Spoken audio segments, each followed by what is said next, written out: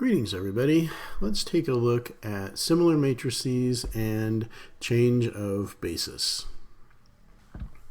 So what we were looking at before, we had a linear transformation A, so a matrix A from R to the N to R to the N, and we said that our eigenvalues were going to be scalars lambda and eigenvectors x's such that A times x was equal to lambda x. And that the spectrum of A was going to be the set of all possible eigenvalues for A. And where did those actually come from? They came from the root of the characteristic polynomial that's the determinant of A minus lambda I. So that the eigenspace corresponding to lambda was just the set of vectors x such that ax was equal to lambda of x. Now this actually ended up just being the kernel of a minus lambda I as a linear transformation. Now one of our results was that the eigenspaces for different eigenvalues were going to have trivial intersections. So the only vector that they actually had in common was the 0 vector. And so kind of one question that is reasonable to ask is, does our set of eigenvalues actually span the entire domain for what we have? Well, from the homework, when we had a matrix that was from this form, we had 2, 1, 0, 0, 0, 2, 0, 0, 0, 0, 2, 0, and 0, 0, 0, 1, that if we looked at the eigenvalues for that thing, well, because that thing was going to be a diagonal matrix, so one thing to remember is since it's a diagonal matrix, the entries along the main diagonal are the eigenvalues. And so we had eigenvalues of 2 and 1. And so that for the span of the for the eigenspace corresponding to eigenvalue of 2, we had the span of the vectors 1, 0, 0, 0, 0, 0, 1, 0, so we had 2 of those. And for the eigenspace corresponding to eigenvalue 1, we only had the vector 0, 0, 0, 1.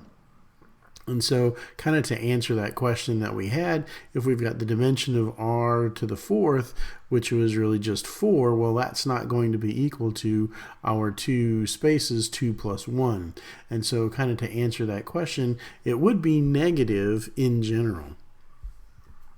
However, if we just make one small change to our matrix and we do something like B being totally diagonal, then what happens? We had that the spectrum of B is still going to be 1 and 2. We get the span of the eigenspace, or the eigenspace corresponding to eigenvalue 1 is still the same, but now the eigenvalue the eigenspace corresponding to value 2 now is 3-dimensional. And so what happens there is that in this case, yeah, our question is answered in the affirmative, that it does come out to be true that our eigenvectors actually span our space. And so what is going to be the difference? What causes this to happen?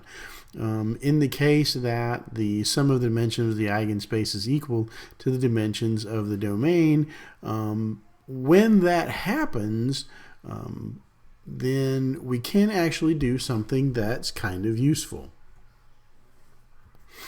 That really lets us rewrite our linear transformation in terms of a new basis to give us kind of a new, easier, nicer representation for the matrix that we have. So kind of put this into perspective, we have this linear transformation T that's going between two vector spaces V and W. Now, we don't really have a matrix out of this. We can't really write this as a matrix until we make a choice of basis. Once we choose a set of basis vectors for V, we choose a set of basis vectors for W. Now we've got something we can actually kind of write those things down, and with respect to that basis, we can write down the matrix A that's going to correspond to that linear transformation.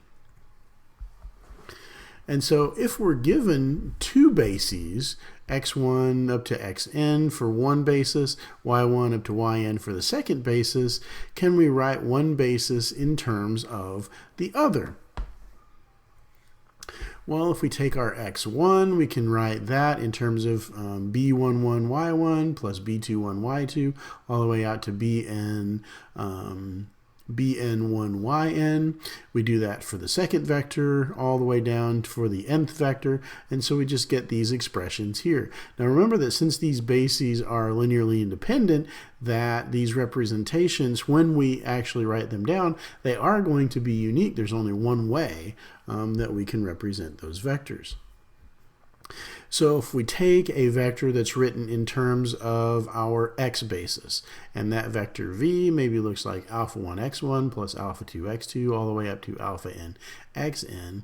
Now sometimes if we want to go and we write that as a column vector, so we kind of lose the basis that we're talking about in the background, because all we're really dealing with are the coefficients for that thing, and it's just kind of understood for what basis you're actually talking about.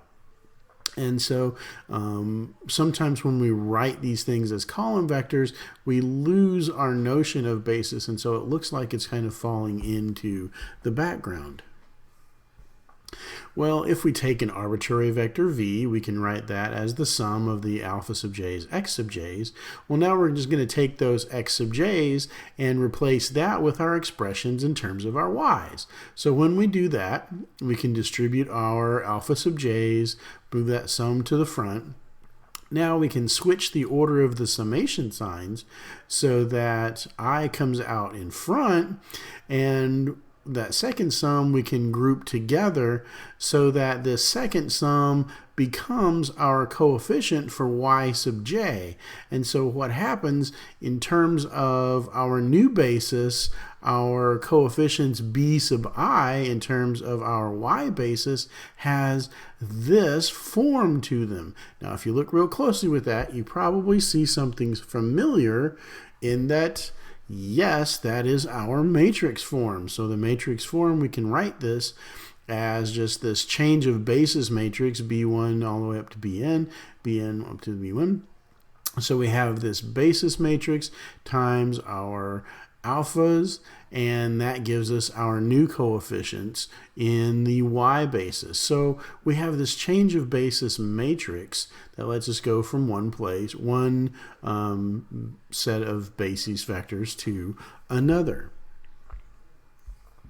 And so it's kind of natural then to ask, how do our transformations change relative to this new basis?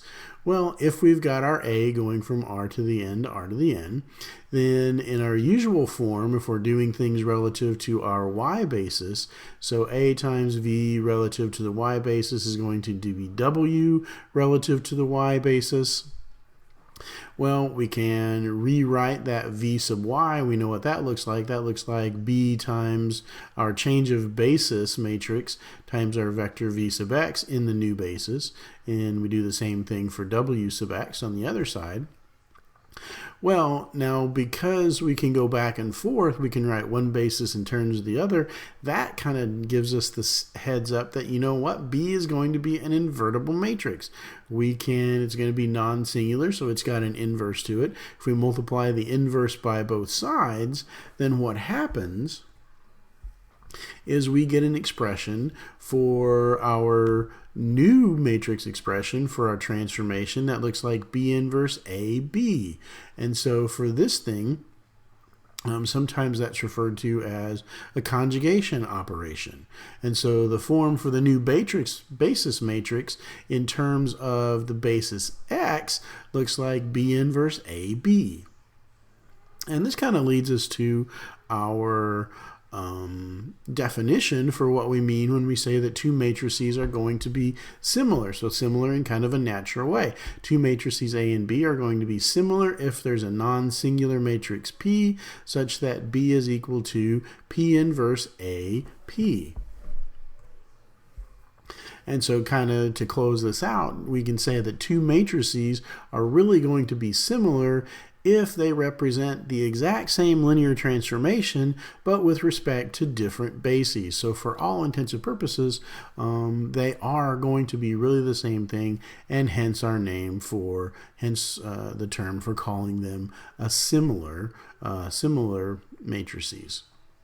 So I hope this has given you a little bit of insight, talked about a little bit of our change of bases and how that tends to go. And then we'll kind of pick this up with our question that we kind of dropped there in the middle of the video of what happens, how do we write this in a slightly different form. So stay tuned for that one, and I will see you guys in a little bit.